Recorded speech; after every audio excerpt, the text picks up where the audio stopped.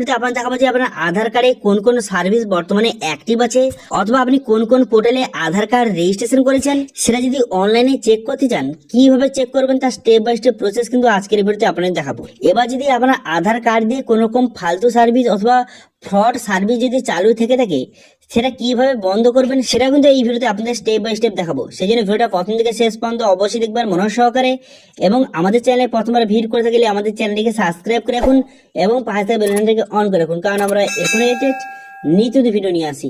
তো চলুন আজকে ভিডিওটা শুরু করা যাক। তো সবার প্রথম আপনি আধার কার্ডে অফিসিয়াল চলে আসার পর এখানে ল্যাঙ্গুয়েজটা আপনি সিলেক্ট করে নেবেন। সিলেক্ট করে নেওয়ার পর তারপর কিন্তু আপনার সামনে এর যে অফিসিয়াল ওয়েবসাইট আপনার সামনে এইভাবে খুলে যাবে। খুলে যাওয়ার পর তারপর আপনি কি করবেন, তারপর এখানে দেখতে পাচ্ছেন আপডেট, এখানে demography data and check status অপশনে ক্লিক করবেন। করে দেওয়ার সঙ্গে সঙ্গে আপনার সামনে এমআইডি পেজ কিন্তু ওপেন হয়ে যাবে। হয়ে যাওয়ার পর তারপরে দেখতে পাচ্ছেন লগ ইন বাটন, এই লগ ইন বাটনে আপনি ক্লিক করবেন। এই লগ ইন বাটনে ক্লিক করে দেওয়ার সঙ্গে সঙ্গে তারপর কিন্তু আপনার সামনে এমআইডি পেজ ওপেন হয়ে যাওয়ার পর এখানে আপনার আধার কার্ড নাম্বার এবং ক্যাপচা বসিয়ে এখানে সেন্ড ওটিপি বাটনে ক্লিক করবেন। সেন্ড ওটিপি বাটনে ক্লিক করার সঙ্গে সঙ্গে আপনার আধার কার্ডের সঙ্গে যে মোবাইল নাম্বার লিঙ্ক আছে সেই মোবাইলে ওটিপি আসবে। সেই ওটিপিটা বসিয়ে আপনি লগ ইন কিন্তু করে নেবেন। লগ ইন করার সঙ্গে সঙ্গে এখানে বিভিন্ন রকম সার্ভিস আপনার সামনে শো হয়ে যাবে। শো হয়ে যাওয়ার পর এরপর আপনি কি করবেন যে আপনার নামে কোন কোন সার্ভিস অ্যাক্টিভ আছে সেটা জানার জন্য এই দেখতে পাচ্ছেন অথেন্টিকেশন হিস্ট্রি, এই অপশনে আপনি ক্লিক করবেন। এই অপশনে ক্লিক করার সঙ্গে সঙ্গে তারপর কিন্তু এখান থেকে দেখতে পাচ্ছেন যে সিলেক্ট অপশন দেখতে পাচ্ছেন, এই অপশনে ক্লিক করবেন। এই অপশনে ক্লিক করে দেওয়ার পর এখানে অল অপশন কিন্তু সিলেক্ট করবেন।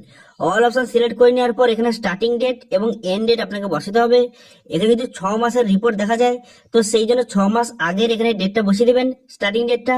এরপর কিন্তু এখানে এন্ড ডেটের জায়গায় কিন্তু আজকের ডেট কিন্তু বসাবেন, ঠিক আছে। বসিয়ে কিন্তু এখানে ফ্রিজ অথেন্টিকেশন হিস্ট্রি অপশনে ক্লিক করবেন। এই অপশনে ক্লিক করার সঙ্গে সঙ্গে এখানে কিন্তু আপনার আধার কার্ডটি কোন কোন সার্ভিস সঙ্গে যুক্ত আছে এখান থেকে আপনি দেখতে পারবেন, অথবা কোন কোন পোর্টালে আপনি রেজিস্ট্রেশন করেছেন এখানে পুরো লিস্ট কিন্তু আপনি এখান থেকে খুব সহজে দেখতে পারবেন, ঠিক আছে। তো এখানে দেখতে পাচ্ছেন আমরা কিন্তু এখানে ওটিপি এত পার্সেন্ট এবং বায়োমেট্রিক এবং ডেমোগ্রাফিক কত পার্সেন্ট ইউজ করেছি এখান থেকে পুরো দেখতে পারবেন। এবং এখান থেকে খুব সহজে দেখতে পারবেন যে আপনার আধার কার্ডটি কোথায় কোথায় ইউজ হয়েছে, কোন কোন সার্ভিসের জন্য ইউজ হয়েছে এখানে দেখতে পারবেন। তো দেখতে পাচ্ছেন এখানে কিন্তু ন্যাশনাল হেলথ এজেন্সির সঙ্গে এখানে তো আমি এখানে বায়োমেট্রিক দিয়েছি, এখানে সাকসেস দেখাচ্ছে যে এই এজেন্সি কিন্তু আপনি কোনো পোর্টালে রেজিস্ট্রেশন করেছেন এবং বায়োমেট্রিক দিয়ে, ঠিক আছে। এছাড়াও কিন্তু এখানে দেখতে পাচ্ছেন এখানে কিন্তু ন্যাশনাল ইনফরমেশন সেন্টারে কিন্তু এখানে আমি বায়োমেট্রিক দিয়েছি। এছাড়াও দেখতে পাচ্ছেন যে ন্যাশনাল স্কিল ডেভেলপমেন্ট এখানে কিন্তু ওটিপি দিয়েছি। এছাড়াও স্টেট ব্যাংক অফ ইন্ডিয়া এখানেও কিন্তু ওটিপি দিয়েছি। তো এখান থেকে আপনি খুব সহজে দেখতে পারবেন যে কোন কোন সার্ভিস বা কোন কোন পোর্টালে আপনি আধার কার্ডে কি কি কাজ করেছেন এখান থেকে পুরো লিস্ট কিন্তু দেখতে পারবেন। এখান থেকে এর দেখার একটি সুবিধা কি হচ্ছে আপনাদের বলে দিই। তো ধরুন আপনি কোন রকম একটি ফ্রড ওয়েবসাইটে গিয়ে আপনি আপনার আধার ডিটেলস দিয়ে সেখানে ওটিপি অথবা বায়োমেট্রিক দিয়ে ফেলেছেন, তো সেক্ষেত্রে কিন্তু পরবর্তীকালে আপনার কিন্তু অনেক রকম কিন্তু সমস্যা হবে। আপনার আধার কার্ড থেকে টাকা তুলে নেওয়া হোক অথবা অনেক রকম কিন্তু ফ্রড হতে পারে। তো সেই জন্য এখানে থেকে কিন্তু তার পুরো লিস্ট কিন্তু চেক করতে পারবেন যে আপনার কোন পোর্টালে অথবা কোন সার্ভিসের সঙ্গে আপনার আধার কার্ড কিন্তু যুক্ত রয়েছে, এখান থেকে পুরো লিস্ট কিন্তু দেখতে পারবেন, ঠিক আছে। এবং কিন্তু এই লিস্টটি এখান থেকে খুব সহজে ডাউনলোডও করতে পারবেন। এখানে ডাউনলোড পিডিএফ অপশনে ক্লিক করে এখান থেকে খুব সহজে এই পুরো পিডিএফটা কিন্তু ডাউনলোড কিন্তু করে নিতে পারবেন। এবার যদি কোনো ফ্রড ওয়েবসাইটে আপনার আধার কার্ড অথবা আপনার আধার ডিটেলস দিয়ে ফেলেন ভুলে, অথবা ওটিপি হোক অথবা বায়োমেট্রিক দিয়ে ফেলেন ভুলে, তো সেক্ষেত্রে তার লিস্ট এখান থেকে দেখতে পারবেন।